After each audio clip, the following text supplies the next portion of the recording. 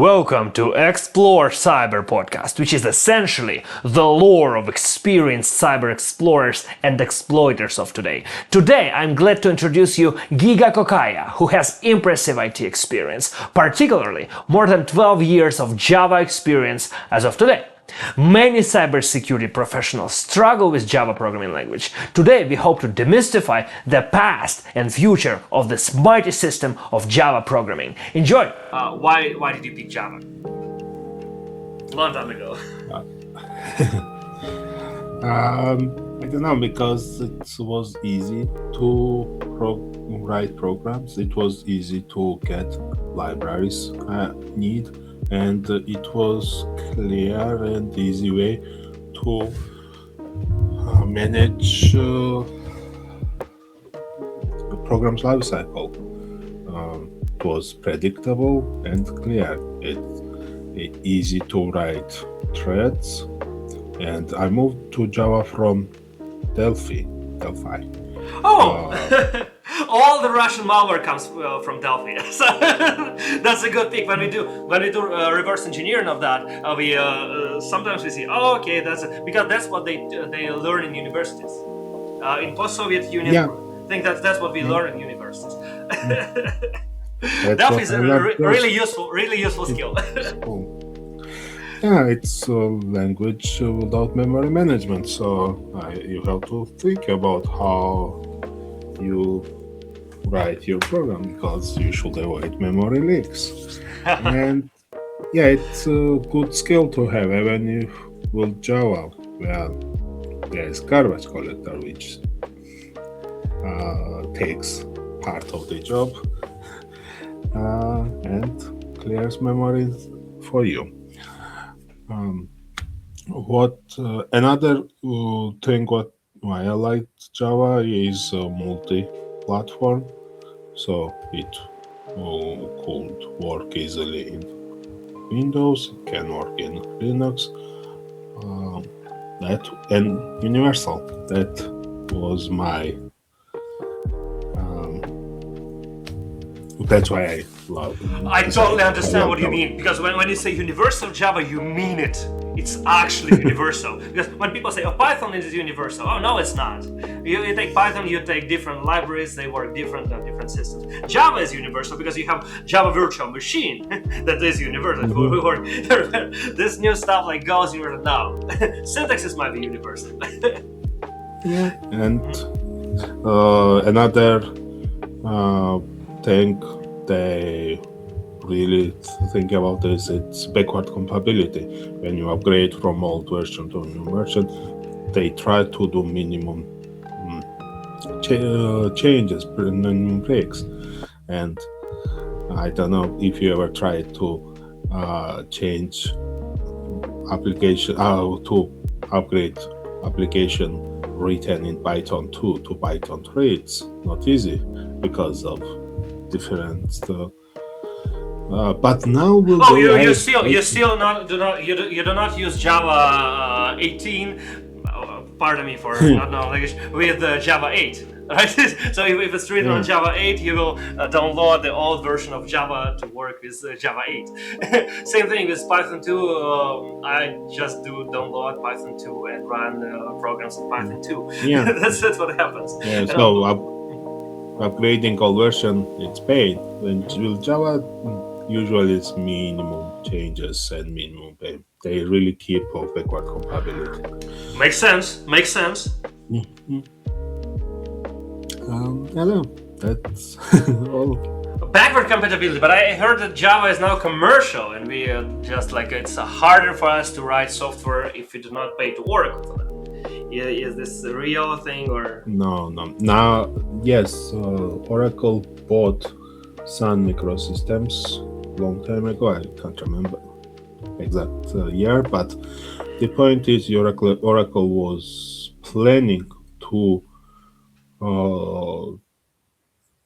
be only responsible for Java and sued Google for Android. Mm-hmm. And the law case was going, I believe it was about 10 years, but people were actually afraid that Oracle will be on the company who will make decision about language future. So they started separate project, OpenJDK, and the community version of Java. And the community was very clear about not liking how Oracle That's right. do his job. And yeah, overall, in the end of the day, Oracle had to make his decision and join community version. So now we have community version of Java. So Oh yeah, we have OpenJDK, but and Java is a very old language because it's consistent. It's old and it survived through many years of changing. But I'm afraid, as a pen tester, I'm afraid that they still might be using outdated old approaches to do system design, to treating deserialization vulnerability. What do you think about this? When you work with Java, do you feel like you use a little bit outdated thing, or you more feel like this is a classical thing that will work forever? And what do you think about that? Oh, but how many times I saw new language? Ooh, it will kill Java. It will kill C++. For example, Rust or Z. It will Python. It will kill Java. But yet, there is community working with Python. There is Python community, but Java is there and not going to go anywhere. Yes, it's old language, but they updating new Java, so new way. So earlier, before version 1.8, which then became version 8, Java's update was very slow and very. It will take long time to do changes. But since then, they moved to 6-month release, to release new version every 6 months. So they making changes faster, and if they find any bugs or problems, they fix it faster, and they, most importantly, new features faster.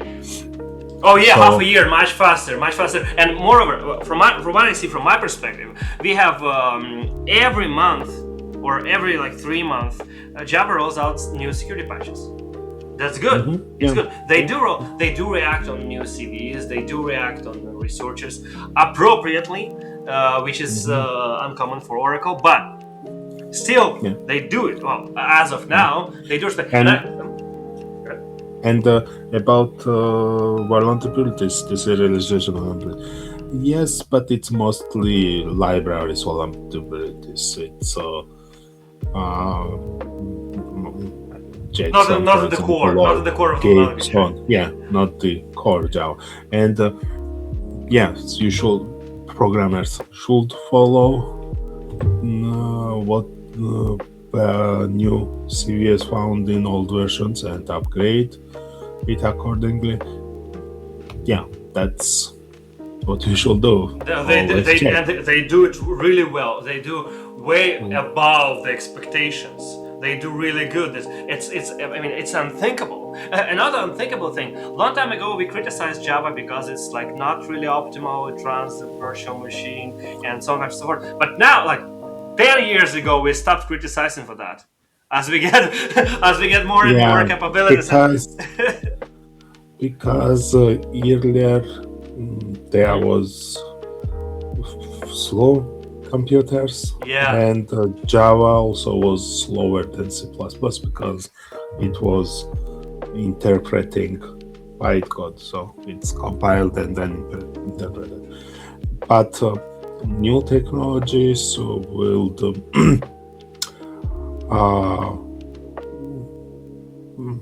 hot swapper, I forgot the actual name.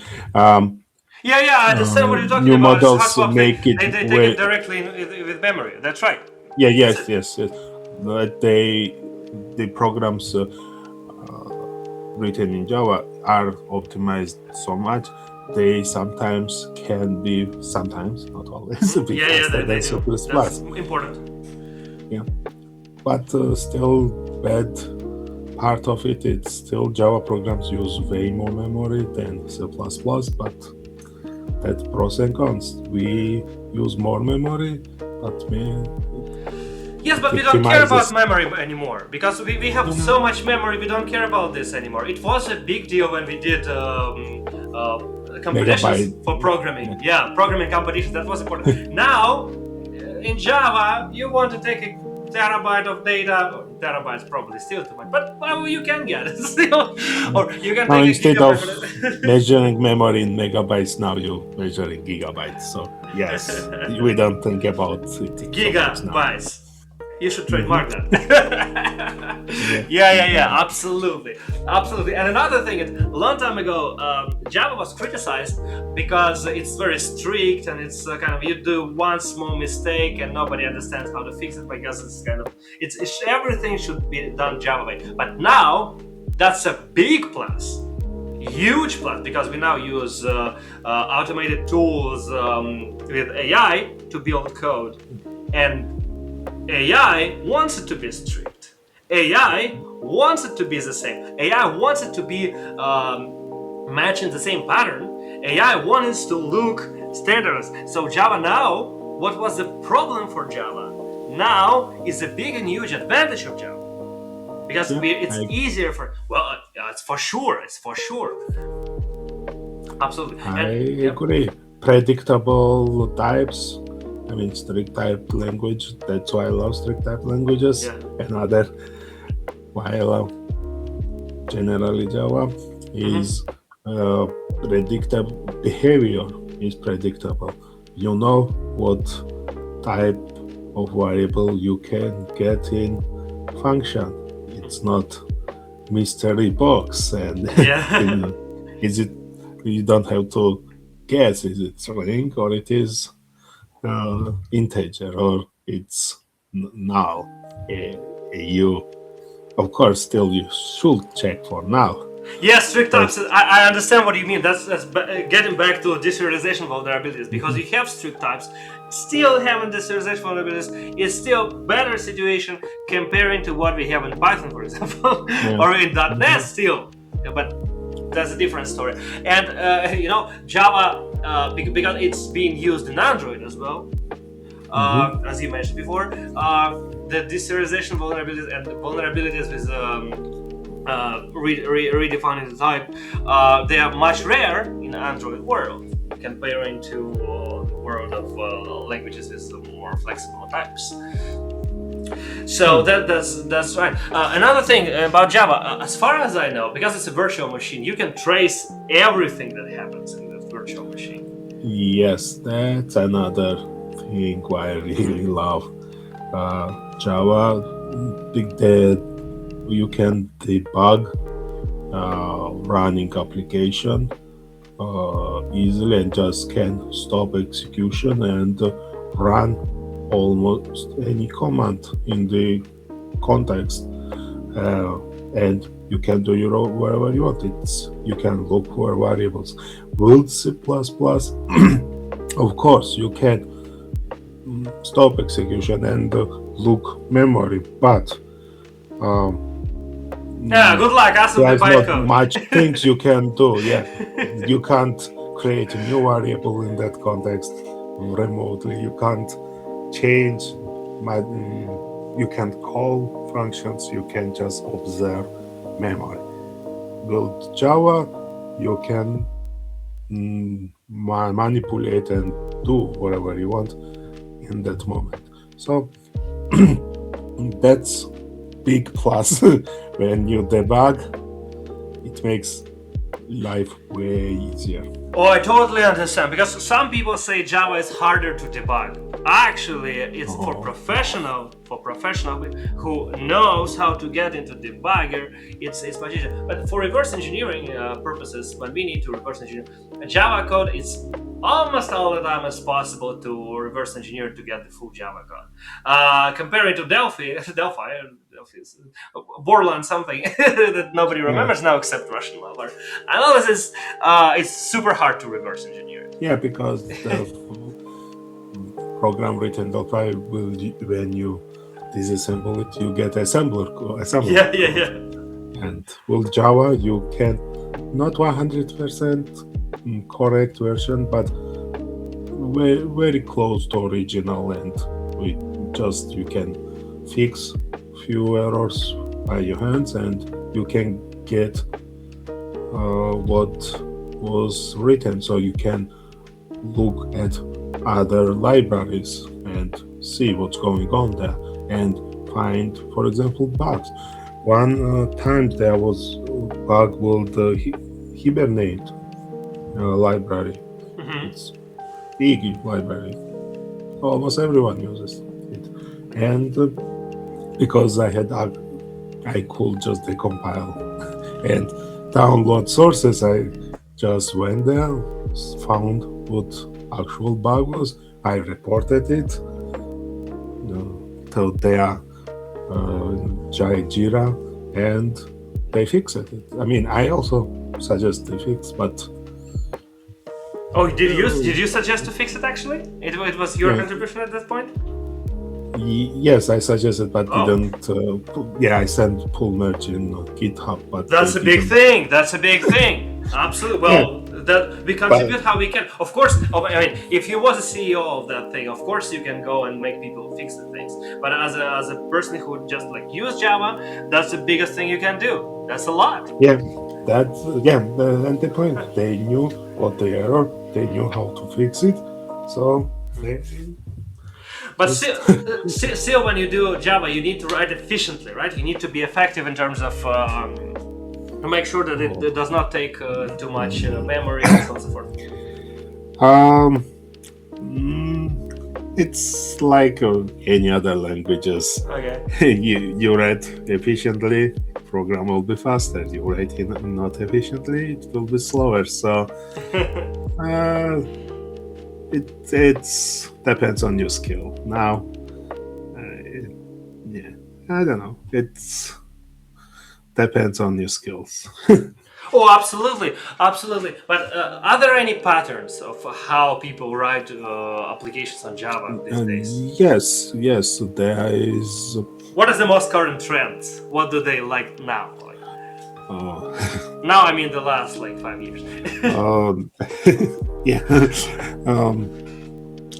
So there is system design patterns. I mean, different ones.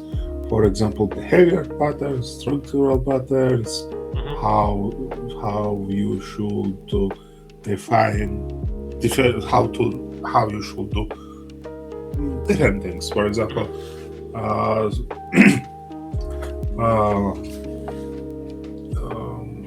the structural design patterns. It's how you create logic inside, and so I don't want to go through that list, but the point is, because Java, people writing Java so many years, there are a lot of books where you can read how you should design your application to be clear for other people to understand. So it gets way easier for others to understand what you wrote and what you are meaning. Because if you use correct pattern, if you write in anti-patterns, then it makes difficult to debug. It makes difficult for other people to understand what you actually meant and what these part of program should do. So yeah, one of the things what I teach students is make it simple. There is principles, solid, for example. Okay. Follow that. It should be clear and easy for others to read, because if you follow patterns, others also follow patterns, so they see, okay, I see why it was, how it's structured, why it's structured this way. Sorry, and it's really easy. So I don't think there's many new patterns because Java is actually so old. A lot of patterns were developed over years. And Yes, that's especially good now when we have AI, because AI also follows these patterns. As you said, Java has a lot of books, and book is a solid thing. You have a book, and the book exactly. AI was trained on that book. And it was trained to use that patterns, to recognize that patterns. And, it makes easier life for everyone. From cybersecurity perspective, I know there is one pattern that now makes, like, last 5 years probably, it makes it more and more and more useful to people. They, like, most of the logic moves to server side. So on the client side, people who use, we have a lot of client-side Java applications because Java is cross-platform and you can use the same code everywhere. This client-side applications, we try to do not take any complex logic there. So even if people do reverse engineering, they will not find anything. They will only find the basic things to process the data, and not to even process the data, to just take this data and send it to server. And server processes it. That's the part that I see. It's actually good for a company, not really good for people, but it's good for companies because they take our data every time and they collect the data every time and they use it the way they want. But that's business as usual, and that's what they can do. Correct. But most of banking applications, local banking applications, are in Java. If you run something on computer, so employees open the computer and do some work locally, it's gonna be Java because it's easy to use. Or Java, maybe .NET a little bit, but also Java. Java was cross-platform way before .NET. I mean, also with banks, I don't know much about it in America, but I was working with banks in Georgia and know a little bit about infrastructure from inside. But the point is, a lot of programs was written a long time ago, and they work, and just business how it thinks is, if it works, don't touch. Because banks are really old. It's an old thing. Old. In fact, they can't easily move to new application because they should check for security. They should check if it's actually their new application program do how it and work how it's supposed to do and how it's supposed to work. What it's supposed to do and how it's supposed to work. So they don't update so often. That's why they have old programs too. That's why they have old Java programs maybe written in Java or other languages, which is locally run Windows application. But since, how many years ago? About 10 years ago, that writing services became more popular than writing applications, and the people's environment being browser, not application anymore. One of the reasons that's actually very interesting. That's what we see in privilege escalation situations. People more use in browser applications for doing things. Absolutely. Because earlier, I remember writing something for website was not easy because you had to check how it works, you had to check for compatibilities, how it works in Internet Explorer, how it works in Opera, how it works with Firefox. And I mean, there is and there was other browsers too, but it And now was you just free force was everybody missed. to use Chromium and it works. Yeah, no, yeah, that was most popular ones, and their behavior was not similar. You always had to adapt for specific uh, browser, and so it was not easy. Yeah. Yes, then libraries came, which took part of the job, uh, gave universal API to do something, and there under the cover they will still check which browser it is, and depending on the browser, act one way or another. And it was also giving a lot of vulnerabilities. I mean, if you look how many attacks was made through Internet Explorer 6 vulnerabilities, it's insane. Yeah, now, as you said, almost everywhere is Chrome and WebKit engine. And yeah, you have to just compare how your website works in Chrome and Firefox. That's two biggest browser with independent engine. And if we speak about our employees, we can force employees to use one browser, so that's easier. Because you can install Chrome. Yeah. Remotely Or Firefox or Brave or whatever. Yeah, but the point is now in the Internet Explorer uses WebKit engine. Now Opera uses WebKit engine, so you have kind of one ecosystem. Yeah. So and now we use JavaScript. I know JavaScript and Java is a different thing. I do know that, but we now do. And JavaScript is like universal. It works in every browser similarly, right? But there are differences, but not much. Especially if you use libraries, as you mentioned. Now less different than that, but earlier that was big difference because again, not every browsers were supporting latest version of JavaScript, and there was projects which would help your JavaScript website or JavaScript application to work in all browsers or other browsers, polyfills. Because not every function available on all browsers, so you needed some library for it. But the point is, in a long time ago, there was no such libraries. Now they exist, so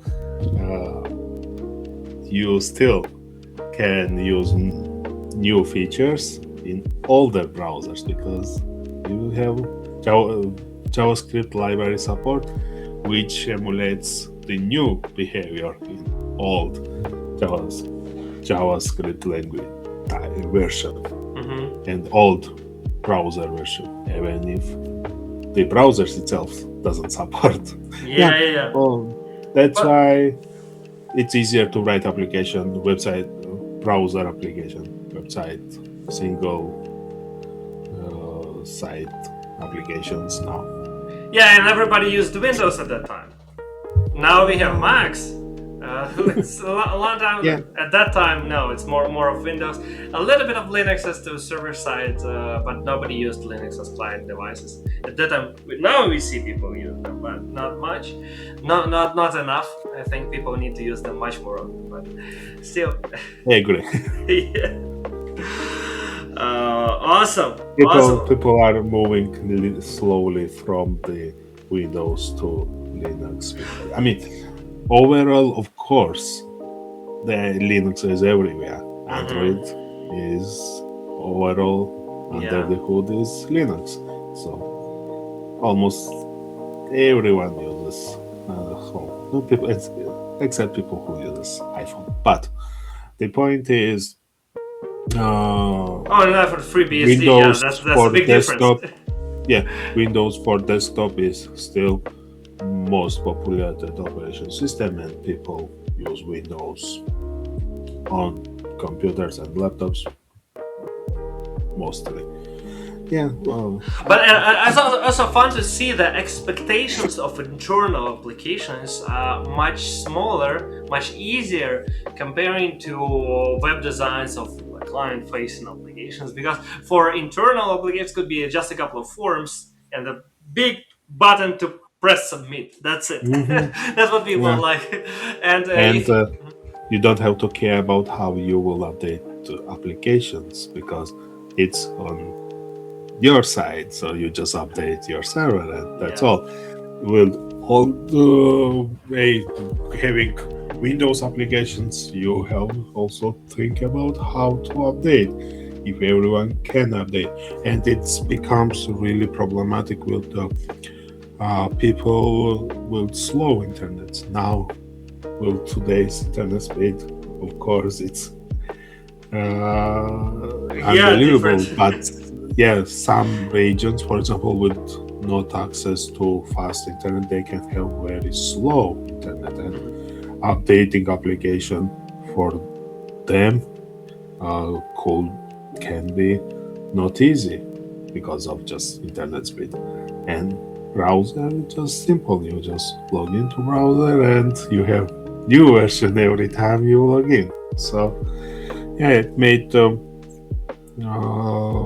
development and upgrading and providing new features faster, easier, and smoother.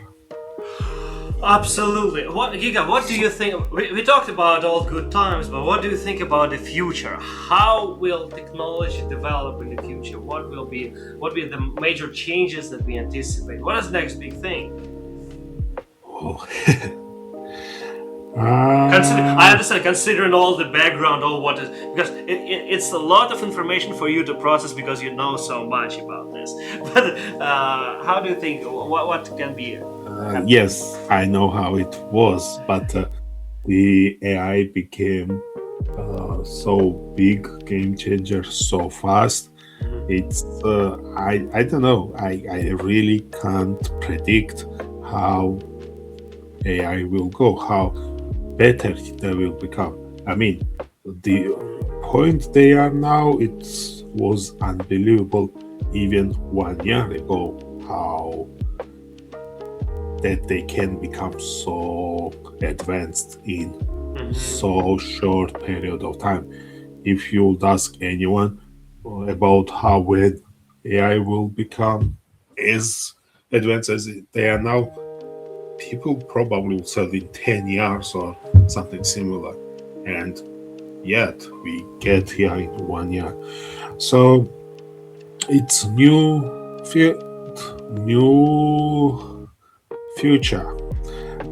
That's why I actually can't be sure. Oh, nobody can be sure. Nobody can be sure. Yeah. But what do you feel about how far it goes? What could be the Oracle position about moving forward all this process? Will they add Oracle Copilot to Java virtual machine, or what will they do? What they can do, not what they will do, but what they can do, what is possible.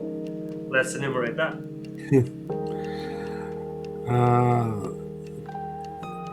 I know everything is possible. There is no.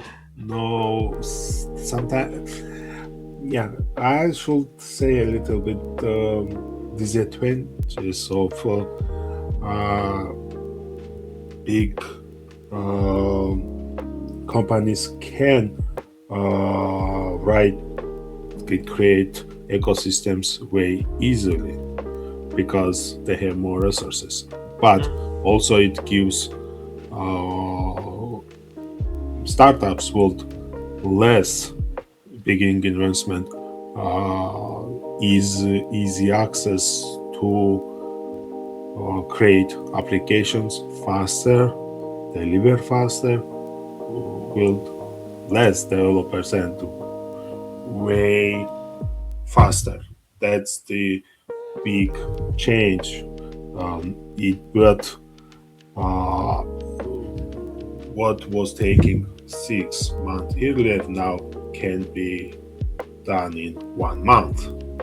So the companies can check new ideas way faster with less resources. So it gives way more different opportunities for everyone, for clients, for us to see concurrent system, to see new features being delivered way faster than it used to be. And yeah, we should see how AI will evolve.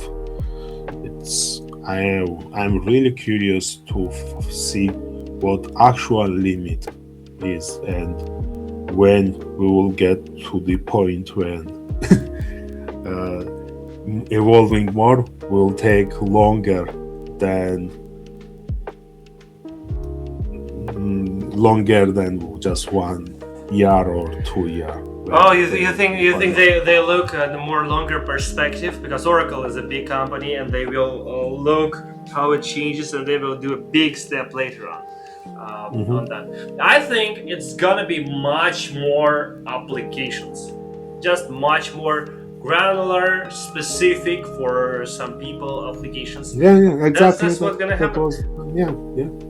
It will be easier. It will be cheaper to create new applications. So we will have more diversity. We will have more ideas realized as products, actual products, cheaper than it used to be. And it's more work for you. Yeah, unfortunately. And there was no theory a long time ago, but it's a good theory, that 500 programmers is enough for everything. you can get 500 programmers to make all the software people need, give it, and people will use only this software. Now we see it's probably not going to happen. Not yet. Future, I don't know how. I don't know in the future and how far this future actually is, but not yet. Nobody knows. Nobody knows. Yeah. Well, okay. What we talked about past, we talked about future. What is the most exciting thing in technology, or in the business of technology, or anything that is related? What is the most exciting thing that excites you right now about this thing?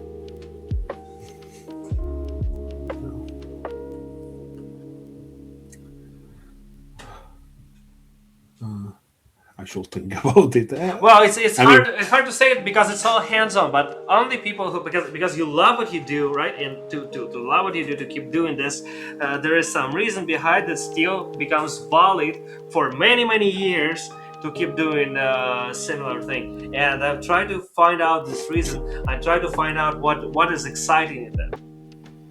What is the most exciting? What excites you?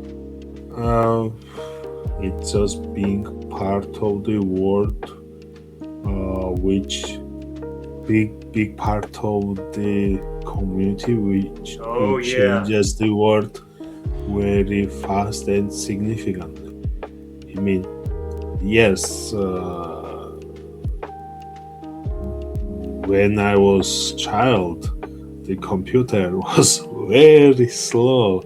Today, we see how fast it is. It's huge difference. Same on programs.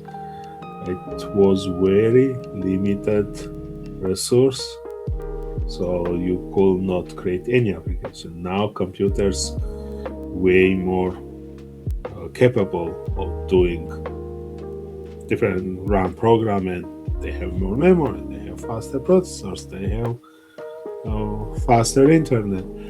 And I was part of the evolution long time. I was You're still a part of it. You're still part of it. since 2009. So I was seeing all evolution with my eyes, and Yeah. now we are in place where AI creates code very fast. When you needed juniors to do labor work, now AI. Yeah, I know. It's just one architecture and a lot of AI agents. You don't need to hire unreliable people. It's a good thing. Good place to live for specialists who have deep expertise, because like it's eternal. Yeah. It's hard now. In cybersecurity, a lot of people want to get into cybersecurity somewhere. I don't know why, but they do, and it's not possible because there is not much work for juniors to do cybersecurity.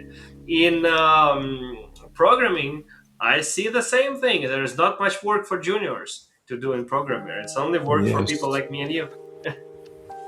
That's a little bit scares me as person who was teaching students program, because if they will not be involved and they will not learn what is right way, then when we will retire, who will be group of people who will check how actually agents did their work, how if there any mistake in our code. And I think they will be all right. They will create communities, non-profit things to help people, to contribute free of charge, to get reputation, and to become the masters of things. that's also the way. possible. Yep. Yeah, absolutely. Well, thank you, Giga, for this amazing time together. I'm really excited to learn much more new things from me, and your perspective was invaluable. Thank you so much. Thank you. Thank you, Giga, for creating the clarity for us. Java might be very strict with a steep learning curve, but today when AI writes code, we want programming languages to be formal and strict. With our almost unlimited technical capacities, Java's virtual machine is not a downside anymore, but is a tool for effective debugging. So especially considering the level of support that Oracle provides to Java, including semi-annual updates, we like Java today and we can see its bright future.